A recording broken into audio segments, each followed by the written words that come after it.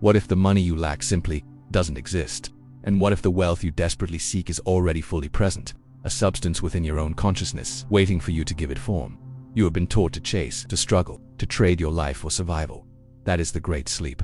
Today, you awakened because today, we reveal the core, forbidden technique that Neville Goddard received from his master, Abdullah. This isn't a philosophy, it is a direct, spiritual technology, a method to materialize money from the only place it has ever truly existed, your own imagination. Watch this until the end, and the reality you are currently experiencing will be revealed for what it is.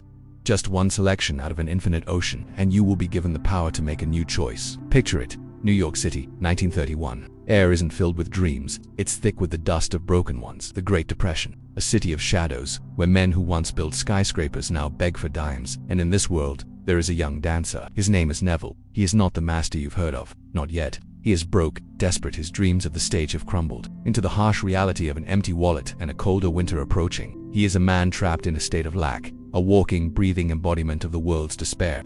His consciousness is saturated with failure, and when your consciousness is filled with a thing, that thing is all you can see. He is looking for a way out, but every door seems locked from the outside. He doesn't yet know that the key has been inside him all along. One day, on a street that smelled of rain and desperation, Neville meets a man who seems to exist in a different reality. Altogether, this man is Abdullah, a black Jewish Ethiopian rabbi. He doesn't walk through the city. The city seems to walk around him. His presence is an island of absolute stillness in an ocean of chaos. He carries no scriptures. He preaches no sermons on street corners. His power is not in his words, but in his being. He looks at Neville, and he doesn't see a failed dancer. He sees the operant power itself. He sees God. Abdullah lives in a state of knowing that most men can't even dream of. He knows a secret, a profound and simple secret, that this entire world, with its skyscrapers and its suffering, is nothing more than your own consciousness pushed out. Your imagination, he would say, is God, and it's sleeping. Abdullah's philosophy wasn't a religion, it was a science of the soul. He taught that you don't pray to God, you claim your desire from the God within. The great I Am. He explained that reality isn't solid, it's fluid, moldable, and it responds to only one thing: a disciplined human imagination. Think of that. A disciplined imagination, not a flight of fancy, not a daydream, but a focused, controlled, and persistent inner act. He taught that you don't get what you want, you get what you are. You are always manifesting your own state of consciousness. If you feel poor, you will be poor. If you feel lost, you will be lost. The world has no choice but to conform to the assumption you hold in your inner world. This was the thunderclap that shattered Neville's understanding of life. For Neville, this was heresy, it was madness. He was a product of a world that taught him to look outside for everything. For work, for money, for love, for salvation. And here was this mystic, telling him that the entire search was a fool's errand, that the kingdom of heaven was not in the sky, but within his own mind. Neville argued, he debated, he pointed to the facts of his empty pockets and the grim headlines. Abdullah would just smile, unmoved. His certainty was a fortress. He would simply state, "You are in Barbados." A statement so absurd, so contrary to all evidence, that it forced Neville to question not the statement, but the very foundation of reality itself. Abdullah was teaching him that the evidence of the senses is a liar and a tyrant, the jailer of your divine power. But this was only the surface. This introduction to the law was just the first turn of the key. Abdullah wasn't just offering a new way to think, he was offering a direct mental technology to reshape the world. A method to consciously select the reality you desire to experience, not by fighting the old one but by simply assuming the new one is already true. He was about to show Neville that you don't change things on the outside, you change the state from which you view the world. And when you change your inner state, the outer world has no choice but to follow. Here's what changes everything. He told that there was a forbidden way to do this, a way so potent it bypasses all doubt and makes your assumption an unshakable, objective fact. What Abdullah revealed next was not a prayer, it was a weapon. A direct, potent, mental technology. It feels forbidden because it requires no intermediary, no priest, no guru, no sacred text. It is a direct line between your imagination and the reality it creates. This power doesn't care about your past, your perceived sins, or your worthiness. It is an impersonal law. The power is your own wonderful human imagination, your I Am. This is why institutions of control have feared it. A man who knows he can create his own reality cannot be ruled. He doesn't need to beg for scraps from the table of the rich and powerful. He understands that he is the one who sets the table. You have this power. You've always had it. It's the very core of your being, waiting for you to turn your attention inward and command it. This technique is designed to do one thing, to bridge the chasm between your current state and your desired state. To you, that gap looks real. It looks like time, money, people, and circumstances. But from the perspective of your I am, there is no gap, there is only selection. You are an infinite being experiencing one of a billion possible realities right now. This technique is how you consciously select a different one. It's a method to so completely assume the feeling of your wish fulfilled that the membrane between the inner world and the outer world dissolves. You don't just think of your desire. That's daydreaming. You must think from your desire. You must feel what it would feel like if it were already a concrete objective fact in your world. The feeling, that subtle, inner conviction, is the secret. Here is the heart of it. Abdullah called it slamming the door. Imagine your mind as a room. You fill that room with the feeling of your wish fulfilled. You walk around in that feeling. You touch it. You breathe it in. It is your only reality. Then, a doubt knocks on the door. The mailman brings a bill. A friend reminds you of your problem. Your senses scream that it isn't true. At that moment, you have a choice. You can open the door and entertain that thought, letting it poison the atmosphere of your sacred room. Or, you can slam the door, not gently. You slam it with a brutal, internal finality. You refuse entry to any idea, any suggestion that contradicts the reality you have assumed. It is a declaration of war on the old world, a ruthless loyalty to the new one you have just born within you. And this leads to the most brutal truth of this process, the part where nearly everyone fails. Once you have slammed the door, you must not speak of it to anyone, not even to yourself. The moment you discuss how your manifestation might happen, or complain that it hasn't happened yet, you are telling your subconscious mind, the universal creative power, that you don't really have it. You are prying open the door you just slammed shut. You are planting a seed of faith and then digging it up to check its progress, killing it in the process. Your desire is a sacred conception. You must protect it in the darkness of your own silent conviction until it has had time to harden into fact. The vow of silence is not a suggestion. It is a law. Your faith must be in the unseen, not in the validation of the outer world. This is not a game of hope. It is an exercise in sovereign power. You are not asking the universe for a favor. You are commanding a specific reality into existence through the disciplined use of your own consciousness. You are selecting a state and choosing to live there, mentally, until it projects itself onto the screen of space. It requires a mental fortitude that most are unwilling to cultivate. They want to talk about it, to get reassurance, to look for signs. All of these actions are admissions of doubt. They are a betrayal of the inner reality you have claimed. Now, let's make this real.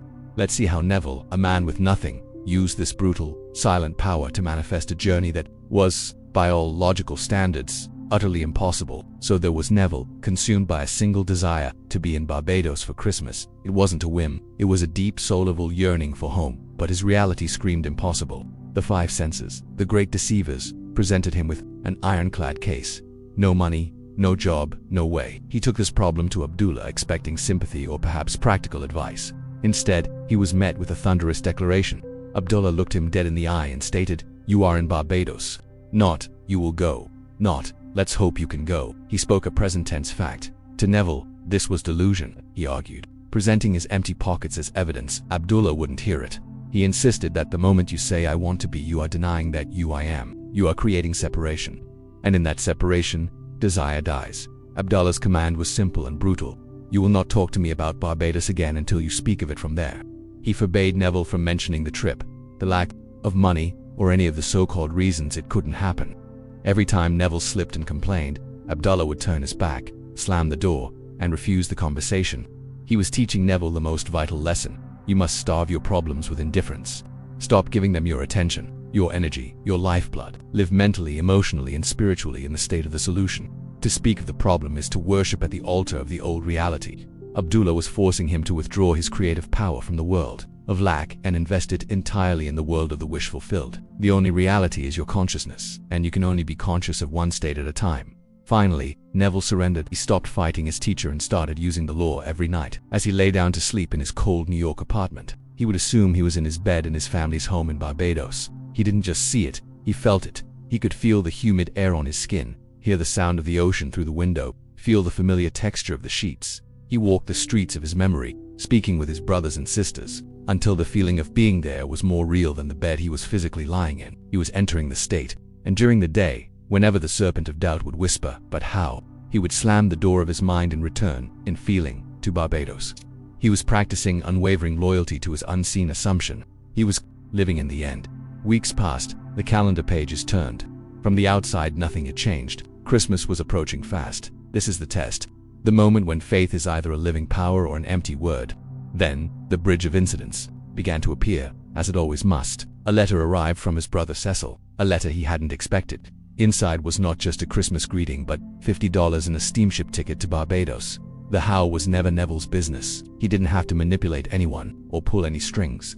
His only job was to remain faithful to his assumption. His sustained feeling of already being in Barbados impressed itself upon the subconscious mind, the only God which then moved the world in a way he could not have conceived, to make his assumption a hard, physical fact. But the law is literal. The universe gives you not what you want, but what you are.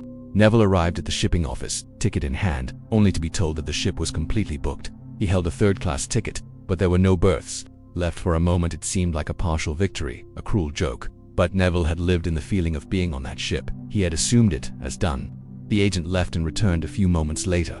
"We have good news for you, Mr. Goddard," he said. "Someone has cancelled. We are upgrading you to first class." Neville had fallen asleep every night, imagining himself on a ship, sailing home. He had felt the luxury. The universe didn't just give him a trip. It gave him the exact reflection of his sustained inner state. It had to. Now, let's distill this miracle into a technology you can use right now. From Neville's experience, we can extract a direct, three-stage technology of creation. This isn't a gentle meditation. It is a decisive spiritual act. The first movement is the absolute declaration. You must stop wishing, hoping, and praying for something. To pray for something is to admit you do not have it. You must rise to a higher level of consciousness. From this level, you do not ask, you announce, you declare your desire as an already accomplished fact. You find a quiet space and generate the feeling of your wish fulfilled. Then, with the calm certainty of God, you make your declaration. I have a large sum of money. I am in a loving marriage. I am radiantly healthy. It must be short, present tense, and spoken as an undeniable truth. This is not you, the limited human, speaking. This is the I am within you, proclaiming its own reality. This declaration is an act of immaculate conception. You are impregnating with the universal subconscious with a specific idea, a specific state. You must feel the naturalness of it. Feel the relief wash over you. The anxiety of wanting something is gone, replaced by the quiet confidence of having it. It's a subtle shift, but it is everything. You are no longer the person who desires the thing. You are the person who possesses it. You have to be brave enough to believe your own inner pronouncement more than you believe the facts of the outside world. This is the first step in consciously directing your operant power. You are choosing your reality with a clear, authoritative voice, speaking a new truth into existence. You are acting as the cause, not the effect. Now comes the second and most shocking part of this technique: the door slam. Immediately after you have made your declaration aloud, feeling its reality, you must perform a physical act to make it final. You walk to the nearest door and you slam it shut. This physical act is a powerful psychological and spiritual anchor. The sharp, undeniable sound of the slam is a message to your deeper mind. It is the gavel of a judge, the seal on a royal decree. It says, unequivocally, it is done. That door slam represents the closing off of the old reality. You have just shut the door on doubt, on lack, on the problem. And by doing so, you have sealed yourself within the new reality, the room of your answered prayer. This act connects the metaphysical declaration to a concrete physical sensation, bridging the worlds. And this leads to the third and most crucial step, the one that requires the most discipline, the vow of silence. After that door has been slammed, you do not speak of your desire to anyone, ever. Not to your spouse, not to your best friend, not even to yourself. The creative process is finished. The child has been conceived. To talk about it, to analyze it, to wonder how it will come to pass, is to introduce poison. It is the ultimate act of doubt. It is like digging up a seed to see if it's growing. You must carry the secret knowledge of your new reality in silence. You walk through your days with a quiet inner knowing. If anyone mentions the old problem, you change the subject. You do not give it energy. You have slammed the door on it. Your silence is your faith. It is your unwavering loyalty to the unseen reality you commanded into being. This threefold act declaration, slam, silence, is a complete ritual of creation. It's a direct, uncompromising method for impressing your desire upon the fabric of reality. It's considered forbidden because it places all the power directly in your hands, leaving no room for outside authority or intervention. It forces you to take total responsibility for your consciousness. You are no longer a victim of circumstance. You are the sole creator of your experience. But why is this so effective? What is the underlying principle that makes a felt assumption, sealed by a slammed door and protected by silence, harden into fact? The answer goes deeper than psychology. It touches the very nature of the cosmos. This power isn't magic, it is law. A law that modern physics is only now beginning to glimpse with its clumsy instruments. They speak of the observer effect in quantum theory, the discovery that particles in the quantum field exist in a state of pure potential until they are observed. Upon observation, they collapse into a single, definite state. What the mystics have always known is that consciousness is the universal observer, Your assumption, the state of consciousness you choose to occupy, is the active observation that collapses the infinite potential of reality into the finite experience you call your life. You are not simply in reality. You are constantly selecting it. The world is not happening to you. The world is happening from you, from the center of your own I am soul. The ultimate secret is this: you must learn to live in the end. This is the key that unlocks every door. Living in the end means to assume the feeling of your wish fulfilled. It is not enough to think about being wealthy. You must feel what it is like to be wealthy. It is not enough to visualize being loved. You must walk through your day feeling adored, cherished, and secure. This feeling, this inner state, is the creative act. You must persist in this assumption until it feels completely natural, until it becomes your new center of gravity. The outer world is a lagging mirror. It has no choice but to eventually reflect the state you have made your home in your imagination. You are not manifesting something, you are simply allowing the outer to catch up with the inner. Therefore, the greatest act of self-sabotage is to look outside for proof. The moment you check your bank account, wait for the phone call, or look for signs that it's working, you have declared your disbelief. You have returned to the state of lack. You have told the creative power within you that it hasn't happened. Yet this is the great test of faith. Can you hold to your assumption in the face of contradictory evidence? Can you walk by faith and not by sight? The need for external validation is the voice of the ego, the limited self that believes only in the world of the senses. To succeed, you must trust the reality of your inner world more than you trust anything else. The feeling of it is done must become your unshakable truth. Faith, then, is not what you have been taught. It is not a hopeful belief in a distant God. Faith is loyalty. It is unwavering loyalty to your unseen reality. It is the discipline to remain faithful to your assumption, even when the world is screaming the opposite. When doubt arises, you return to your assumption. When fear knocks, you return to your assumption. When friends and family offer their reasonable advice, you silently return to your assumption. This is the great work: to persist in the feeling of the wish fulfilled until that which was subjective becomes objective. Your imagination is the creative power, and your faith is the fuel that hardens that imagination into fact. Ultimately, you must come to the stunning, a realization that Neville and Abdullah taught. Your imagination is God, not a god, but the God. The creative power of the universe is not outside of you. It is your very own consciousness. The I am is the name of God, and whatever you attach to I am, you become. I am wealthy. I am secure. These are not affirmations, they are divine commands. To imagine with feeling and persistence is the highest form of prayer. It is the act of creation itself. You are not a worm in the dust, begging for favors. You are the creator and selector of your own reality. The power to give birth to your every desire is not something you need to acquire. You already are that power. You just have to remember it. You are not the same person who started this video. A door in your mind has been slammed shut. The feeling you choose to hold right now is the only reality. Live from it. So, the only question left is, what have you decided to be? Let me know in the comments what truth you are assuming as fact right now. Subscribe and activate the bell, because this is not the end, it's the beginning. And if this has awakened the creator in you, do not stop here. The next video will show you how to make this power your natural state of being. Click it now and enter your new reality.